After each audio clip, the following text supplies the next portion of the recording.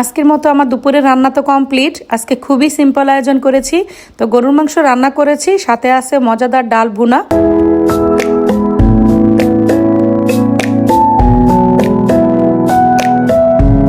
Hello guys, আসসালামু আলাইকুম। সবাই কেমন আছেন? আশা করি সবাই খুব ভালো আছেন। আমি আল্লাহর রহমতে আপনাদের দয়ায় খুবই ভালো আছি। তো সকাল সকাল ঘুম থেকে উঠেই রান্না স্টার্ট করতেছি, কারণ বাসায় কেউ নেই, আমি একা। তো ভাবলাম যে রান্নাটা করেই ফেলি।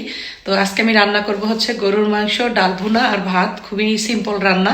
তো আমি এখানে এই যে গরুর মাংস ধুয়ে ক্লিন করে গরুর মাংস রান্না করতে যা যা মশলার উপকরণ লাগে আমি সব এখানে দিয়ে নিয়েছি। এখন এটা হাতের সাহায্যে মেখে মেরিনেট করে তারপর হচ্ছে আমি আজকে এই মাংসটা রান্না করব। আর করব হচ্ছে ডাল ভুনা আর ভাত। খুবই সিম্পল রান্না। তো ভাবলাম যে আমার হাজব্যান্ড তো কাজে চলে গেছে, হানজালা কলেজে, সাহালা বা হচ্ছে স্কুলে। তা আমি শুধু ফারিস্তাকে নিয়ে একা। ফারিস্তা ঘুমাচ্ছে, ও ঘুম থেকে জেগে গেলে আর রান্না করতে পারবো না, তাই ভাবলাম ও ঘুমে থাকতে থাকতে আমি রান্নাটা করে ফেলি। তো আমি তো মাংসের ভিতরে সমস্ত মশলা দিয়ে দিয়েছি। এখন হচ্ছে তেলটা দিয়ে আমি এটাকে খুব সুন্দর করে মাখিয়ে তারপর হচ্ছে আমি এটাকে রান্না বসাবো। তো এখন হচ্ছে এটা আমি মাখবো। এভাবে মেখে নিলে, মেরিনেট করে রান্না করলে মশলাটা সম্পূর্ণ মাংসের ভিতরে খুব ভালোভাবে ঢোকে আর খেতে তখন খুব ভালো লাগে এটা। তো আমি এখানে মাংসটা রান্না বসিয়ে দিয়েছি। আর এই পাশে আমি ডাল নিয়েছি, মসুর ডাল আর মুগ ডাল। এটাকে আমি একসাথে রান্না করব। এইভাবে রান্না করলে খেতে কিন্তু খুবই মজা লাগে।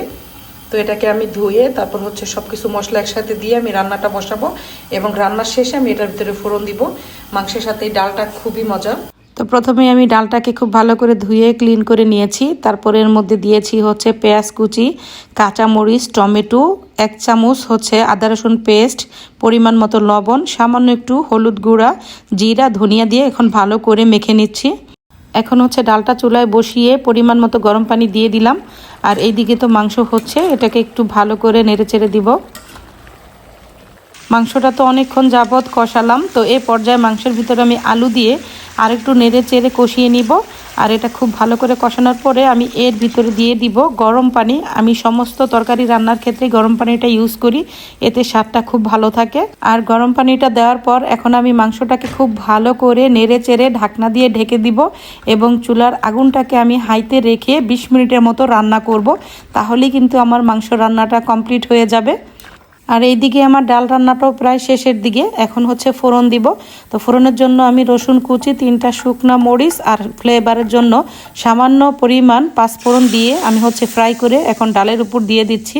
তো ডালে তো ফোড়ন দেওয়া কমপ্লিট হয়ে গেল। তো এখন এটাকে একটু ভালো করে নেড়ে চেড়ে আমি উপর দিয়ে কিছু ধনিয়া পাতা কুচি ছিটিয়ে দেব। তো আমাদের বাসার প্রত্যেকেরই এই ডাল ভুনাটা খুবই পছন্দ। আমি যখনই গরুর মাংস রান্না করি সাথে ডাল ভুনাটাও করি। তো গাইস, আজকের মতো আমার ডাল ভুনা আর গরুর মাংস রান্না কমপ্লিট হয়ে গেল। তো ফারিস্তা এখনও ঘুম থেকে ওঠেনি, তার মধ্যেই আমি 2টা আইটেম রান্না করে ফেলেছি। ও উঠলে ওকে নিয়ে রান্না করতে গেলে আমার অনেকটা দেরি হয়ে যায়। আর এখন হচ্ছে আমি ভাত রান্নাটা বসিয়েছি, এটা হলেই রান্না কমপ্লিট। আজকে খুবই সিম্পল রান্না, 2টা আইটেমই রান্না করলাম।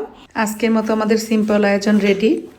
তো এই যে এখানে গরুর মাংস রান্না, সঙ্গে আছে ডাল ভুনা, আছে সাদা ভাত, সঙ্গে সালাদ কেটে নিয়েছি, এদিকে লেবু কেটে নিয়েছি।